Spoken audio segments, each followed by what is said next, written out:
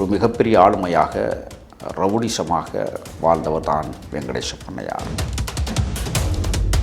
யாரெல்லாம் தன் சாதிக்கு பின்னால் பெயரை போட்டுக்கொண்டு அழகுபடுத்தி பார்த்து கொள்ளுகிறார்களோ அவர்களெல்லாம் இந்த தேசத்தில் வாழ்வதற்கு தகுதியற்றவர்கள் களத்திற்கு நேராக செல்லாமல் தனது அல்லக்கைகளை வைத்து கொண்டே அளபரிய சம்பவங்களை நிகழ்த்தி காட்டியவர்.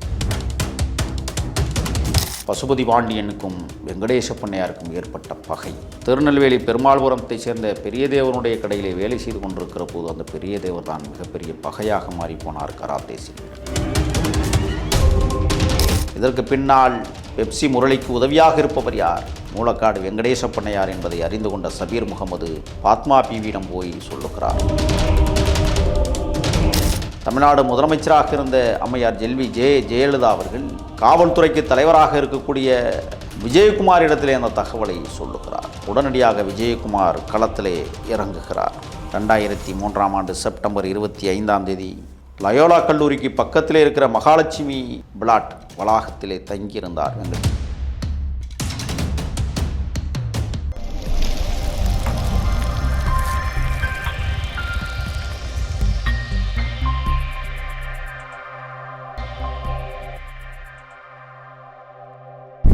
அனைவருக்கும் அன்பு வணக்கம்.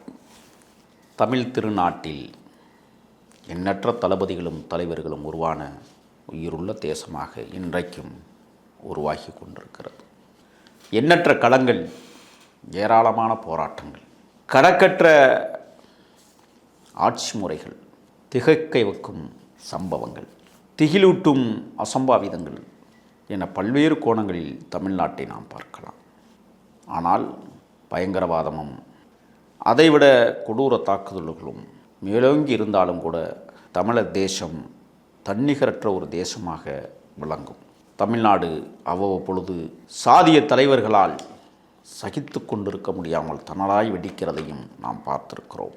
சாதிய தலைவர்களுக்கு கம்பளம் விரிக்கிற தேசமாக மாறுவதையும் பார்த்திருக்கிறோம். சாதிய தலைவர்கள் செய்த அட்டூழியங்களை, அநியாயங்களை அருவருப்பாக பார்த்திருக்கிறோம். சாதிக்காக கொலை செய்துவிட்டு சிறைச்சாலைகளில் அடைபட்டு கிடப்பவர்கள் ஏதோ சிம்மாசப்பனத்தில் வாழ்வர்களைப் போல கனவு காண்பவர்களையும் நாம் பார்க்கிறோம். அந்த வகையில் ஒரு சாதிய தலைவராக தென் மாவட்டங்களில் ஒரு மிகப்பெரிய ஆளுமையாக ரவுடிசமாக வாழ்ந்தவர் தான் வெங்கடேச பண்ணையார். யாரெல்லாம் தன் சாதிக்கு பின்னால் பெயரை போட்டுக்கொண்டு அழகுபடுத்தி பார்த்து கொள்ளுகிறார்களோ அவர்களெல்லாம் இந்த தேசத்தில் வாழ்வதற்கு தகுதியற்றவர்கள் என்பதை அடித்து சொல்ல முடியும். வெங்கடேச பண்ணையார் சுமார் 1500 ஏக்கர் நிலப்பரப்பிற்கு சொந்தக்காரர். நாடார் அமைப்பினுடைய மாநில தலைவர்.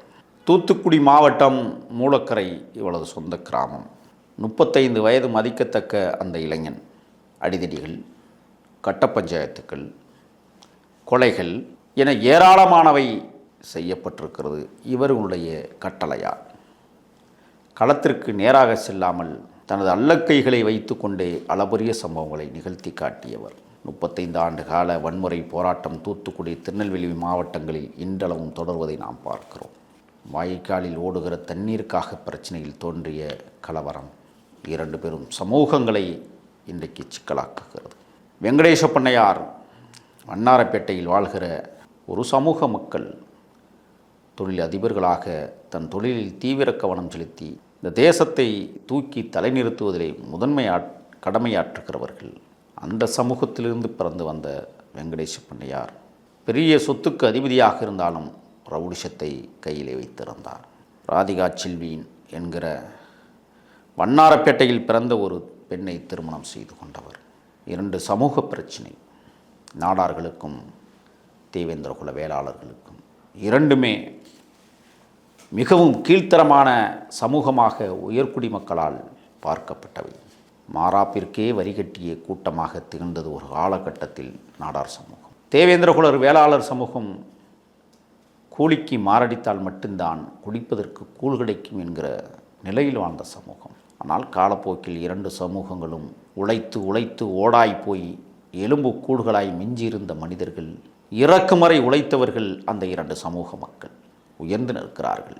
நீ பெரியவனா நான் பெரியவனா என்று காட்டுவதற்கு ஏற்பட்ட பகைமை போராட்டம், பல படுகொலைகள். கராத்தே செல்வின் கட்டத்துறை தேவருக்கும் கராத்தே செல்வனுக்கும் நடந்த மோதல்கள். டேவிட் செல்வனால் என்று அழைக்கப்படுகிற கராத்தே செல்வன் மண்டைக்காடிலே 1962 பிறந்தாலும் வெங்கடேச பண்ணையாரை விட 6 வயதிற்கு மூத்தவர். அவரின் வழித்தோன்றல் தான் வெங்கடேச பண்ணையார். பசுபதி பாண்டியனுக்கும் வெங்கடேச பண்ணையாருக்கும் ஏற்பட்ட பகை. திருநெல்வேலி பெருமாள்புரத்தை சேர்ந்த பெரியதேவனுடைய கடையிலே வேலை செய்து கொண்டிருக்கிற போது அந்த பெரியதேவர் தான் மிகப்பெரிய பகையாக மாறிப்போனார் கராத்தே செல்வனுக்கு. அது சிறிதாக வளர்ந்து வெங்கடேச பண்ணையார் என்று கைகளில் கிடைக்கிற போது தாம் ஒரு ஆளுமை ரவுடி என்பதை பறைசாற்றுவதற்கு அவர் நிகழ்த்திய சம்பவங்கள் ஏராளமானவை. கட்ட பஞ்சாயத்துக்கள் ஒரு பக்கம், வருமானம் ஒரு பக்கம், அடிதடிகள், பிரச்சனைகள் தென் மாவட்டங்களை கோலோச்சுகிறது. பெப்சி முரளி ஒரு நெருங்கிய நண்பராக வெங்கடேச பண்ணையாருக்கு. பெப்சி முரளி அவர்கள் ஜெய்கணேஷ்க்கு கொடுத்த வட்டி பணம் வராமல் போக அந்த பணத்தை நான் சபீர் முகமதியிடம் கொடுத்து விட்டேன் என்று அவர் சொல்ல, ஜெய்கணேஷ் மூலமாக கொடுக்கப்பட்ட பணம் சபீரிடமிருந்து வரவில்லை என்பதற்காக பெப்சி முரளிக்கு ஆதரவாக வெங்கடேச பண்ணையார் களத்தில் இறங்கி கொடுத்த பணத்தை திருப்பி வாங்கி கொடுப்பதற்கு முயன்றார். சபீர் ஒரு விலாங்கு மீனை போன்றவர், எதற்கும் அஞ்சாத துணிச்சல் மிக்க ஒருவர். ஆனால் இல்லீகலில் கொடிகட்டி பறந்தவர். பூந்தமல்லி நெடுஞ்சாலை ரோட்டில் GKS leader capital service India என்கிற ஒரு நிறுவனத்தை நடத்தி அந்த நிறுவனத்தின் ஊடாக கஸ்டமர்ஸில் மாட்டிக்கொள்ளும் பொருட்களை வாங்கி விற்பது, வெளிநாட்டு பணம் மாற்றி கொடுப்பது, தீவிரவாதிகளுக்கும் பணம் பட்டுவாடா செய்தல் போன்ற மிகப்பெரிய இல்லீகல் தொழிலை செய்தவர்தான் சபீர் முகமது. யார் இந்த சபீர் முகமது? முன்னாள் கவர்னர் பாத்திமா பீவியினுடைய நெருங்கிய உறவினர். இவருக்கு சிக்கல் வருகிறது. பணம் கையாடலில் பெரிய பிழை ஏற்படுகிறது. அந்த வகையில் பெப்சி முரளி அவர்கள் வெங்கடேச பண்ணையாரிடத்திலே போய் தனக்கு பணம் தர மறுக்கிறான் என்று சபீரிடம் திருப்பி கேட்க 10 லட்சம் ரூபாய் பணம் திருப்பி கொடுக்கிறார். பெப்சி முரளி விடுவடையவில்லை. மேலும் எனக்கு கொடுத்த பணம் அனைத்தையும் கொடுத்து விடுங்கள் என்று மிரட்டுகிற தோணியில் சபீரை மிரட்டுகிறார். சபீர் சற்று அரசியல் செல்வாக்குள்ள தலைவர்களை சந்தித்து பிரச்சனைகளை முன்னெடுத்து செல்ல விரும்புகிறார். அன்றைக்கு தமிழ்நாட்டினுடைய கவர்னராக பாத்திமா பீவியும், தமிழ்நாட்டு முதலமைச்சராக அனைத்து இந்திய அண்ணா திராவிட முன்னேற்றக் கழகத்தினுடைய தலைவராக இருந்த செல்வி ஜெயலலிதா அம்மையாரும் இந்த தேசத்தை கட்டி காட்டி ஆண்டார்கள். சபீருடைய நெருங்கிய உறவினராக கவர்னர் இருக்கிறார் என்பதற்காக பாத்மா பீவியை சபீர் சந்திக்கிறார். சந்தித்து தனக்கு ஏற்படுகிற கொடுமைகளையும் தனக்கு தொழிலில் எதிரிகள் உருவாகி கொண்டிருக்கிறார்கள் என்பதையும் பாத்மா பீவியிடம் சபீர் முகமது கூறுகிறார். 2-3 மாதங்கள் உருண்டோடுகிறது. சபீர் முகமதுக்கு கொலை மிரட்டல்கள் வருகிறது. தன்னுடைய பயணத்தை பாதுகாப்பாக 2-3 மாதங்களாக கடைபிடிக்கிறார் சபீர் முகமது. இதற்கு பின்னால் பெப்சி முரளிக்கு உதவியாக இருப்பவர் யார்? மூலக்காடு வெங்கடேச பண்ணையார் என்பதை அறிந்து கொண்ட சபீர் முகமது பாத்மா பீவியிடம் போய் சொல்லுகிறார்.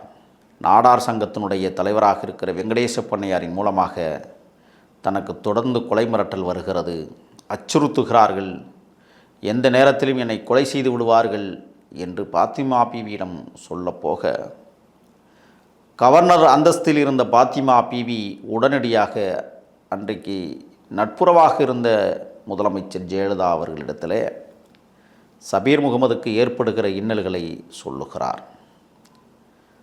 தமிழ்நாடு முதலமைச்சராக இருந்த அம்மையார் செல்வி ஜெயலலிதா அவர்கள் காவல்துறைக்கு தலைவராக இருக்கக்கூடிய விஜயகுமாரிடத்திலே அந்த தகவலை சொல்லுகிறார். உடனடியாக விஜயகுமார் களத்திலே இறங்குகிறார். 2003ஆம் ஆண்டு செப்டம்பர் 25 லயோலா கல்லூரிக்கு பக்கத்திலே இருக்கிற மகாலட்சுமி பிளாட் வளாகத்திலே தங்கியிருந்தார் வெங்கடேச பண்ணையார். சொகுசான வாழ்க்கை, கட்ட பஞ்சாயத்துகள் அந்த கட்டடத்தில் தான் நடந்தேறியது. திட்டங்கள் அங்குதான் தீட்டப்பட்டது. எப்பொழுதும் பாதுகாப்புக்கு 2 பேர் 3 பேர் துப்பாக்கிகளோடு, தானும் துப்பாக்கி வைத்திருப்பதை வழக்கமாக வைத்திருந்தார் வெங்கடேச பண்ணையார். சபீர் முகமது அவர்கள் இவர்கள் மிரட்டலுக்கு தலைமறைவாகவே வாழ்ந்து கொண்டிருந்தார். குடும்பத்தை இடமாற்றினார். தொழிலை சரிவர கவனிக்க முடியவில்லை. ஹார்பரிலே வெளிநாட்டு பொருட்கள் வாங்குவதை சற்று காலம் ஒதுக்கி வைத்தார். தொழிலில் மிகப்பெரிய பின்னடைவு ஏற்பட்டு கொண்டிருக்கிறது. இனிமேலும் வெங்கடேச பண்ணையாரை நாம் வைத்திருந்தால் இந்த தொழிலை இழுத்து மூடிவிட்டு நாம் செல்ல வேண்டிய துர்பாக்கிய நிலை ஏற்படும் என்று கருதிய சபீர் முகமது அவர்கள் பாத்திமா பீவியிடம் மேலும் மேலும் ஒரு இறுக்கத்தை உருவாக்குகிறார். அந்த இறுக்கமானது விஜயகுமாரின் பிடிக்கு சென்று காவல்துறையை முடுக்கி விடுகிறார். விஜயகுமார் யார்? அந்த வெங்கடேச பண்ணையார். அவருடைய பின்புலம் என்ன என்று விசாரிக்கிற போது வெங்கடேச பண்ணையார் மிகப்பெரிய நிலக்கிழாராக மட்டுமல்ல, ஜமீன்தாராக மட்டுமல்ல, அவருக்கு ஆதரவாக நாடார் சமூகத்தில் இருக்கிற மிகப்பெரிய பணக்கார முதலாளிகள், மிகப்பெரிய ஆளுமைகள், மிகப்பெரிய பத்திரிகை நண்பர்கள் அவருக்கு உறுதுணையாக அவரை பேணி காப்பதற்கு முயன்று கொண்டிருந்த காலகட்டம். வெங்கடேச பண்ணையார் பல தலைவர்களோடு பேசுகிறார். சபீர் முகமதிடம் கொடுத்த பணத்தை திருப்பி வாங்கி தருவதற்கு முயற்சி செய்து கொண்டிருந்த நேரத்தில் தலைவர் பெருமக்களை வெங்கடேச பண்ணையார் சந்திக்கிறார். பார்க்கலாம், கொஞ்சம் பொறுமையாக இருங்கள், பணத்தை வாங்கிவிடலாம் என்று சந்தித்தவர்கள் சொல்லுகிற காலகட்டம். வெங்கடேச பண்ணையாருக்கு மிக நெருக்கமாக இருந்த ஒரு போலீஸ் அதிகாரி, மாவட்டத்தினுடைய எஸ்பியாக இருந்த விசி கிருஷ்ணமூர்த்தி அவர்கள் அடிக்கடி வெங்கடேச பண்ணையாரை சந்திப்பதை வழக்கமாக வைத்திருந்தார். விசி கிருஷ்ணமூர்த்தி அவர்கள் வெங்கடேச பண்ணையாரிடம் வாங்கிய கையூட்டுக்கள் ஏராளமானவை. இவரால் தான் வெங்கடேச பண்ணையார் செல்வாக்கு மிக்கவராக வளர்ந்து கொண்டிருந்த நேரம். பாத்திமா பீவியிடமிருந்து உத்தரவு வந்திருக்கிறது. அம்மையார் ஜெயலலிதா நேரடி கண்காணிப்பில் கவனித்து கொண்டிருக்கிறார். விஜயகுமார் உரிய கட்டளையை விசி கிருஷ்ணமூர்த்திக்கு கொடுக்கிறார். விசி கிருஷ்ணமூர்த்தியோடு லட்சுமிநாதன் என்கிற உதவி போலீஸ் கமிஷனர் பக்கபலமாக துணையாக நின்று வெங்கடேச பண்ணையாரை உற்று கவனித்து கொண்டிருக்கிறார்கள். சபீர் முகமது அவர்கள் கொடுத்த தகவலின் அடிப்படையில் வெங்கடேச பண்ணையாரை போட்டு தள்ளுவதற்கு திட்டம் தீட்டுகிறது தமிழ்நாடு காவல்துறை விஜயகுமாரின் மூலமாக. விசி கிருஷ்ணமூர்த்தி அவர்களை அவர் வீட்டிற்கே நியமித்து அவருடைய அன்றாட நடவடிக்கைகளை கவனித்து உரிய தகவல்களை விஜயகுமாருக்கு சொல்ல வேண்டும் என்பது உத்தரவு. கச்சிதமாக விசி கிருஷ்ணமூர்த்தி நட்பாக பழகினார், உறவோடு பழகினார், உயிருக்கு உயிராக பழகினார். சரியாக செப்டம்பர் 25, 2003 நள்ளிரவு நேரம் மகாலட்சுமி பிளாட்டிற்கு காவல்துறை சகிதம் வந்து சேர்ந்தது. அயர்ந்து உறங்கிக் கொண்டிருக்கிறார் வெங்கடேச பண்ணையார். விசி கிருஷ்ணமூர்த்திக்கு ஆதரவாக இக்பால் என்கிற காவலரும், மோகன்ராஜ், தமிழ்வாணன், நவீன் இன்ஸ்பெக்டர், அருள்மணி இன்ஸ்பெக்டர், ஜெட்ரிக் என்ற ஒரு போலீஸ் படை அவரது வீட்டை தீவிரமாக கண்காணித்து வருகிறது. இருந்தாலும் விசி கிருஷ்ணமூர்த்தி வெங்கடேச பண்ணையாருடன் சாப்பிடுகிறார், உறவாடுகிறார், உறங்குகிறார், நட்புறவு பாராட்டுகிறார், நம்பி கிடக்கிறார் வெங்கடேச பண்ணையார். தலைமறைவாக இருந்த சபீர் முகமது குடும்பம் சற்று தவித்து கொண்டிருக்கிற நேரத்தில் அவருக்கு பேருதவியாக பாத்திமா பீவி இருந்தார்கள். இதை பயன்படுத்தி கொண்ட சபீர் முகமது நேரடியாக விஜயகுமாரிடத்திலே தொடர்பு கொண்டு பேசுகிற வாய்ப்பையும் அவர் பெறுகிறார்.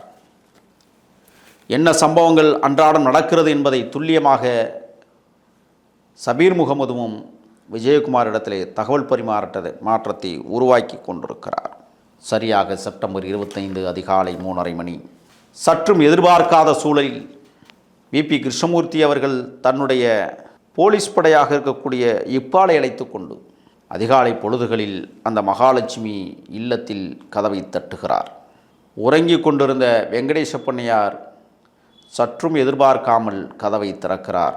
தெரிந்த முகம்தானே, நம்மோடு இருப்பவர்தானே என்று நம்பி வாருங்கள் என்று உள்ளே அழைத்தார். விசி கிருஷ்ணமூர்த்தி தலைமையிலான போலீஸ் படை வெங்கடேச பண்ணையாரை சுட்டு வீழ்த்துகிறது. இரத்த வெள்ளத்தில் துடிக்கிறார். 7 குண்டுகள் அந்த உடம்பின் மீது பாய்ச்சப்படுகிறது. அப்படியும் விட்டப்பாடில்லை. உடனடியாக சுட்டு வீழ்த்தி விட்டோம் என்று விஜயகுமாருக்கு தகவல் பரப்புகிறது.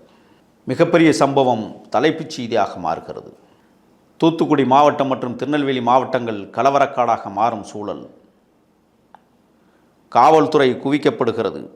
அப்படி இருந்தும் கூட அங்கே ஒரு பேருந்தும் ஒரு லாரியும் தீ வைத்து கொளுத்தப்படுகிறது. கானகம் என்கிற ஊருக்கு பக்கத்திலேயே. இவர் மீது பாய்ச்சப்பட்ட 7 குண்டுகளும் 1 மீட்டர் தொலைவில் இருந்து சுடப்பட்டவை என்று மருத்துவ அறிக்கை வருகிறது. வெங்கடேச பண்ணையாரின் மனைவி ராதிகா செல்வி அவர்கள் இது திட்டமிட்ட படுகொலை என்று பத்திரிகையாளர்களுக்கு சொல்லுகிறார். அம்மையார் ஜெயலலிதாவிடம் நீதி வேண்டி நிற்கிறார். ஜெயலலிதா அம்மையார் உடனடியாக உரிய விசாரணை நடத்தப்பட வேண்டும் என்று அறிவிக்கிறார். நடந்தது. செப்டம்பர் 26, 2003 கேஎம்சி மருத்துவமனையில் வெங்கடேச பண்ணையாரின் உடல் வைக்கப்பட்டிருக்கிறது. பதபதைப்பு உருவாகிறது. 27ஆம் தேதி தூத்துக்குடி மாவட்டம் மூலக்கரையின் சொந்த ஊரான அவரது சொந்த இடத்தில் அவருடைய உடல் புதைக்கப்படுகிறது. மிகப்பெரிய தென் மாவட்ட கலவரம் உருவாவதற்கு சாத்திய சூழல் இருந்தாலும் கூட தமிழ்நாடு அரசும் காவல்துறையும் இணைந்து உரிய நடவடிக்கைகளை மேற்கொண்டார்கள்.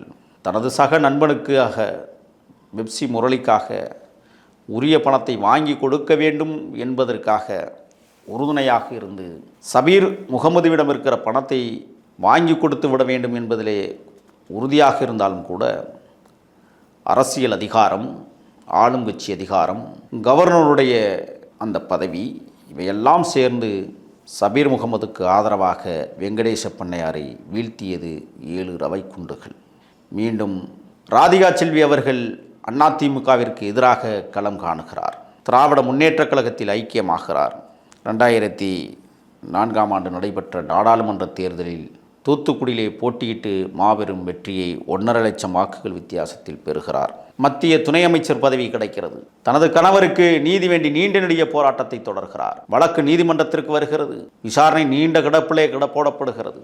2017ஆம் ஆண்டு சுமார் 13 ஆண்டுகளுக்கு பிறகு நீதிமன்றத்திலே வழக்கு வருகிற போது நீதியரசர்கள் சொன்னார்கள், இதை நீண்ட காலமாகிவிட்டது, இதில் மறைந்திருக்கிற உண்மைகளும் புதர்களும் அழுகி போய்விட்டது, இதை விசாரிப்பதற்கு உரிய முகாந்திரம் இல்லை என்று அந்த வழக்கை தள்ளுபடி செய்து இந்த கொலை வழக்கையும் முடித்து வைக்கிறது நீதிமன்றம்.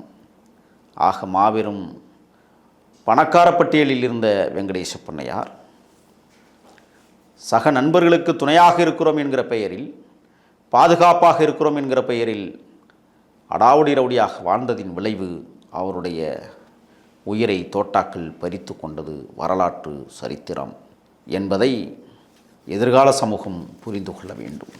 வெங்கடேச பண்ணையார் அந்த சமூகத்தில் விதைக்கப்பட்டிருக்கலாம். ஆனால் அவர்கள் ஆற்றிய காயங்கள் நிறையவே உண்டு. நன்றி.